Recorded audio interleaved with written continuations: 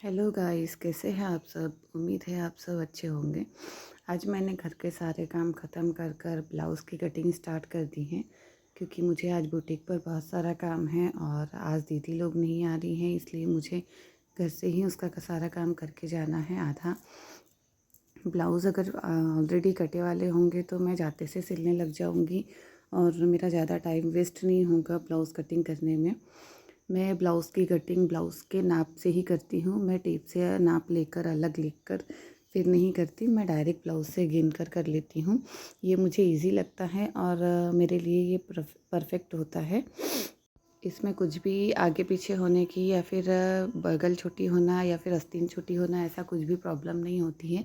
ज़्यादातर ना मैं ब्लाउज़ के नाप से ही ले लेती हूँ। जैसा उनका ब्लाउज़ होगा परफेक्ट, मैं वैसा ही बना कर देती हूँ। आज का टॉपिक है, चलो टॉपिक पर बढ़ते हैं। आज का टॉपिक है मैं सिलाई कितनी लेती हूँ। तो मैं सिलाई कस्टमर के अकॉर्डिंग लेती हूँ। अगर मेरे पुराने कस्टमर है तो उन्हें थोड़ा सा कम कर भी लेना पड़ता है, और अगर नए कस्टमर बन रहे हैं तो मैंने अभी चार्जेस बढ़ाना स्टार्ट कर दिए हैं। मैं बढ़ा कर भी ले लेती हूँ। जैसे कि सादे ब्लाउज़ की सिलाई में लेती हूँ 80 रुपये बिना अस्तर वाले, और अस्तर प्लस कर अगर ब्लाउज़ लेना है तो अस्तर वाले की ब्लाउज़ में 150 से 200 के बीच में ले लेती हूँ, क्योंकि अस्तर किसी में छोटा लगता है किसी में बड़ा। तो जिसका अस्तर बड़ा लगेगा उसके मैं 200 रुपये लेती हूँ, और जिसका अस्तर छोटा लगता है उसके मैं 180 रुपये ले लेती हूँ। और डिज़ाइन वाले ब्लाउज़ का मैं 200 से स्टार्टिंग करती हूँ, लेकिन 200 के अंदर अंदर ही ले लेती हूँ, मतलब 200 के अंदर अंदर हो जाता है। और अगर ज़्यादा हेवी डिज़ाइन है तो 200 के ऊपर में चार्जेस करती हूँ, और उसमें लाइनिंग अलग रहती है। वैसे ही कफ वाले ब्लाउज़ की सिलाई में 350 रुपये लेती हूँ, क्योंकि उसमें डबल अस्तर लगता है और कफ लगते हैं इसीलिए, और मेहनत भी डबल लगती है।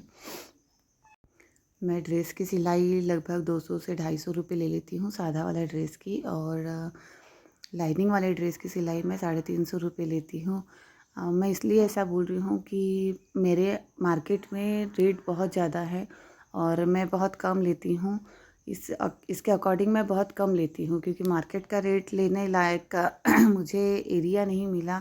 जिस एरिया में मैं हूँ वो ज़्यादा बड़ा एरिया नहीं है, छोटा सा एरिया है, लेकिन सिलाई वहाँ भरपूर आती है। मेरे अकेले के मेहमान से तो बहुत भरपूर आ जाती है।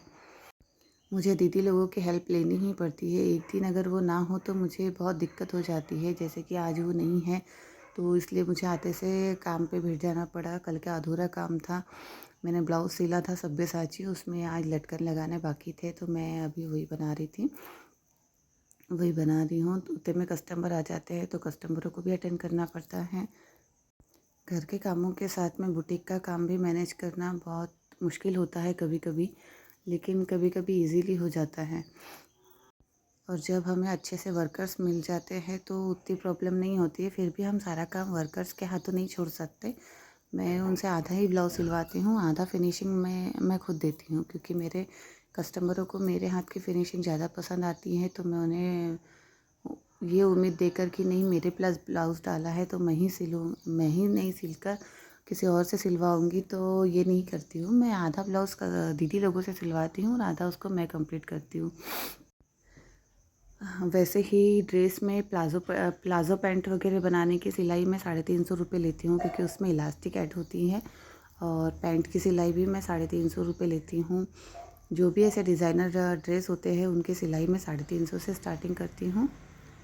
हमारे यहाँ उसकी सिलाई लगभग 500-600 रुपये है, लेकिन मैं उतना नहीं लेती, क्योंकि मुझे मेरे कस्टमर उतना चार्जेस देने के लिए तैयार ही नहीं होते हैं, और बोलने लग जाते हैं तू तो पहले से सिल रही है, पहले इतने चार्जेस लेती थी, अब क्यों बढ़ा रही है, हमसे ही बढ़ाएगी क्या, किराया वसूल हमसे ही करेगी क्या। इसलिए मैं उनसे उतना ही ले लेती हूँ, और जो नए कस्टमर आते हैं उनसे मार्केट के हिसाब से रेट लेती हूँ। वैसे मुझे बुटीक में मेरे हस्बैंड भी हेल्प कर देते हैं, तो मुझे ज़्यादा प्रॉब्लम नहीं होती है। लेकिन आज वो है नहीं, छिंदवाड़ा गए थे, इस चक्कर में मैं अकेले ही सब मैनेज कर रही थी, दीदी लोग भी नहीं थी। तो आज और ऑर्डर वाले ब्लाउज़ है तो वो देना तो ज़रूरी है, इस चक्कर में मैं अकेले ही काम कर रही हूँ। बच्चे भी स्कूल चले गए थे तो मुझे ज़्यादा टेंशन नहीं थी कि बच्चे कैसे क्या हो गए करके, वरना बच्चे अगर घर पर रहते हैं तो मैं अकेले यहाँ बैठ के काम नहीं कर पाती हूँ, मैं घर से ही काम कर लेती हूँ। घर के काम मेरे लगभग 9 बजे तक हो जाते हैं, 9 से 10 बजे तक, क्योंकि मेरे दोनों बच्चे 10 बजे तक के चले जाते हैं स्कूल। और उसके बाद फिर मैं फ्री रहती हूँ, इसलिए मैं 10 बजे तक घर के काम कर कर फिर ब्लाउज़ कटिंग कर लेती हूँ, ताकि दुकान पर आकर मैं साफ़ सफाई करूँ और ब्लाउज़ सिलने बैठ जाऊँ। वरना मैं यहाँ अगर कटिंग करने लग गई और यहाँ कस्टमर अगर आते हैं तो मैं उनसे बात करूँ, कटिंग करूँ कि सिलाई करूँ, जो मैं पूरा कंफ्यूज हो जाती हूँ इसके बीच में। इसलिए मैं घर से ही कटिंग करके लाना ज़्यादा अच्छा समझती हूँ।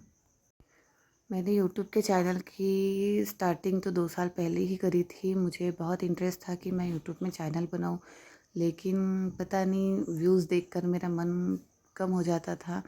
मुझे ऐसा लगता था कि पता नहीं किसी को मेरा चैनल पसंद आएगा भी या नहीं, व्लॉग पसंद आएंगे या नहीं, इसलिए मैं व्लॉग नहीं बनाती थी। मैंने अभी-अभी स्टार्ट किया है व्लॉग बनाना, वो भी अभी सीज़न नहीं है, इसलिए सोचा चलो इस पर एक बार अपनी किस्मत आजमाई जाए। घर के काम और सिलाई में मैं टाइम मैनेज नहीं कर पाती थी, इस वजह से ब्लॉग बनाना बंद कर दिए थे। आपके व्यूज़ देखकर और आपका प्यार देखकर मेरी अब हिम्मत बढ़ रही है, तो इसलिए प्लीज़ सपोर्ट कीजिए। बाय।